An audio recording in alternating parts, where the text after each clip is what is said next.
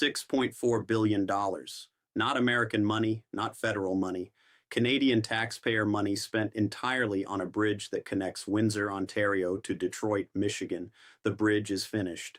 It is standing there right now in May of 2025, 6 lanes wide, fully constructed, ready to carry trucks, cars, and people across the Detroit River. And the state of Michigan, a swing state Donald Trump won in both 2016 and 2024, just publicly backed Canada over its own president. Let that land for a second. Not a foreign ally, not a diplomatic partner in some distant capital. Michigan, the industrial heart of the American auto industry, the state Trump needs, standing beside Canada. I want you to understand exactly how we got here, because this is not a story about a bridge. This is a story about what happens when a legal agreement, a billion-dollar investment, and a swing state's economy all collide with one decision from the White House. Let me give you the facts, clean, precise, no spin. The Gordie Howe International Bridge crosses the Detroit River, connecting Windsor, Ontario directly to Detroit, Michigan. 6 lanes, approximately 1.5 miles long, the longest cable-stayed bridge in North America, and critically it connects highway to highway. Ontario's Highway 401 on one side, Interstate 75 on the other. No city streets, no bottlenecks, no privately owned toll booths in between. This matters enormously. The Windsor-Detroit corridor is the busiest commercial land border crossing in North America. Tens of billions of dollars in trade move through it every single year. And right now, that corridor runs almost entirely through infrastructure that is nearly a century old. Construction began in 2018. Canada paid every cent of the $6.4 billion price tag. Not partially, not proportionally, entirely, including Michigan's share. That arrangement was structured deliberately under the 2012 Canada-Michigan Crossing Agreement, negotiated by Republican Governor Rick Snyder, supported by both parties, and designed specifically because Michigan's Republican-controlled legislature would not fund its portion. Canada stepped in. Canada wrote the check. Canada built the bridge. The ownership structure is equally clear. The bridge is jointly held by the Canadian government and the state of Michigan. The United States federal government has no legal ownership stake. None. Now here is where the timeline becomes critical. On February 9th of 2025, President Trump posted on Truth Social. His words were direct. He said the United States should own, and I am quoting, perhaps at least 1/2 of this asset. He stated that America should be fully compensated for everything we have given Canada before the bridge is permitted to open. 3 factual problems with that position. 1, the United States government did not contribute to construction costs. Canada paid in full.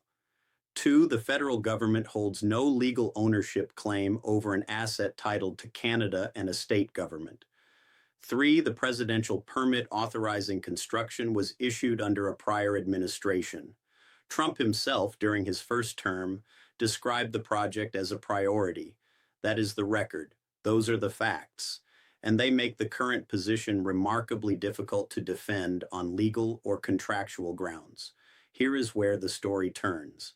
And I want you to pay close attention, because this is the part that nobody expected. When Trump announced his position in February of 2025, the assumption was straightforward. Canada would push back, diplomatic channels would open, 2 federal governments would negotiate. That is how these things normally work.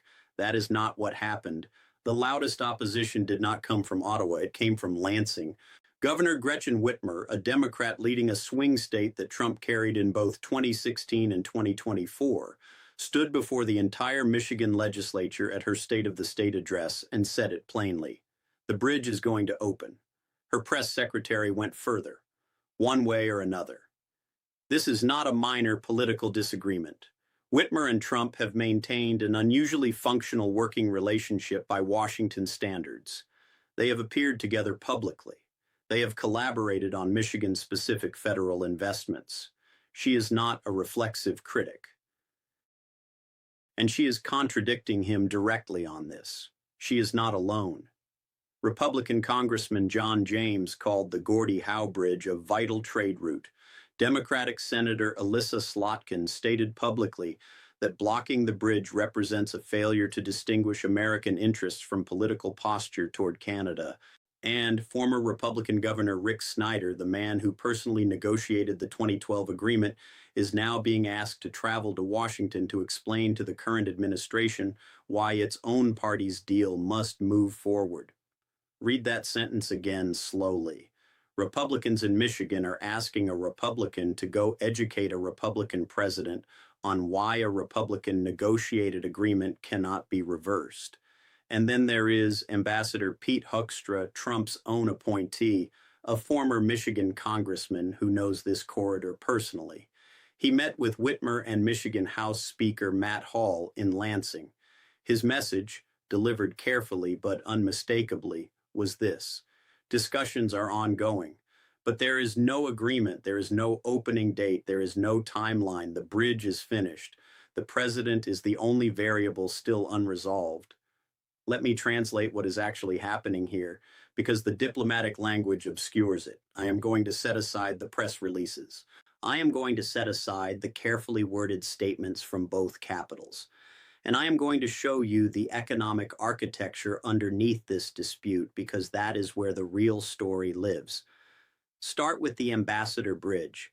It is privately owned. It has been controlled by the Moran family for decades. It is the primary crossing for commercial trucks between Windsor and Detroit, and it is charging full market rates with zero competition, because the Gordie Howe Bridge, which was designed to charge approximately half the ambassador's toll rate, according to announcements from the Windsor-Detroit Bridge Authority, remains closed. Think about what that means in structural terms. Every day, the Gordie Howe stays shut. Every commercial truck crossing that corridor pays the existing Ambassador Bridge rate. The moment Gordie Howe opens, that pricing leverage collapses. A publicly owned bridge built with Canadian public funds, offering crossing costs at roughly 50% of current market rates, enters the corridor. The competitive dynamic shifts immediately and permanently. Now, I'm not telling you there is a direct causal link between private bridge interests and federal policy decisions. That has not been established. What I am telling you, and this is a distinction that matters, is that analysts observing this situation have noted the structural beneficiary of the current delay. That observation is not a conspiracy. It is an economic reading of incentive structures. Here is what we can say with confidence. The Windsor-Detroit corridor handles what trade data describes as the highest commercial land border volume in North America. The auto industry Ford, General Motors, Stellantis operates the most integrated cross-border manufacturing relationship in the world. Components cross that river multiple times before a finished vehicle exists. Each crossing adds time. Each delay adds cost. Each additional cost moves somewhere. It moves into the price of the vehicle, and the price of the vehicle moves on to the American consumer. This is not abstract.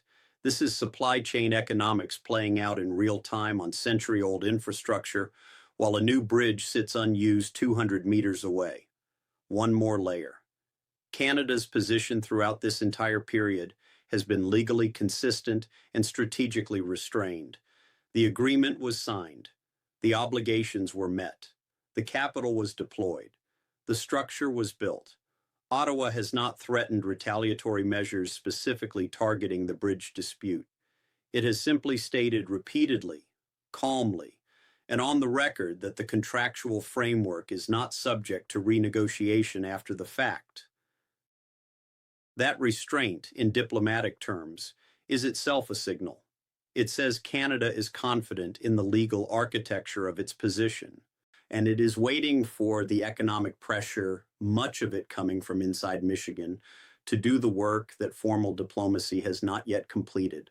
Let me bring this down to ground level, because at some point, every geopolitical dispute stops being about governments and starts being about people, and this one landed on specific people in specific places in ways that are measurable and immediate.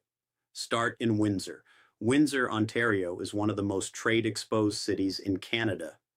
Its economy is structurally dependent on cross-border manufacturing, automotive supply chains, and the continuous movement of goods across the Detroit River.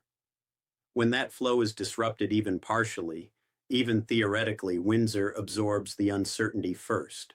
Businesses delay contracts. Logistics companies reprice routes. Investment decisions get postponed. And then there is this detail that stopped me when I first read it. 250 Canada Border Services Agency officers were recruited, hired, and trained specifically to staff the new Canadian port of entry at the Gordie Howe Bridge. They are ready. They have been ready. They are waiting for a bridge that has been structurally complete for months, sitting idle while their government and a foreign administration remain at an impasse. 250 people. Trained. Waiting. Now cross the river. In Michigan, the economic impact is not theoretical either. Every commercial truck crossing the Windsor-Detroit corridor today is paying Ambassador Bridge toll rates that, according to Windsor-Detroit Bridge Authority announcements, would be approximately half the moment Gordie Howe opens. That difference accumulates across thousands of crossings per week, across an industry operating on margins measured in fractions. That difference is material. Trucking companies absorb it first, then the manufacturers they serve, then the supply chains those manufacturers feed, and at the end of that chain, American consumers buying vehicles built from components that cross the Detroit River multiple times before final assembly. I want you to hold that image for a moment.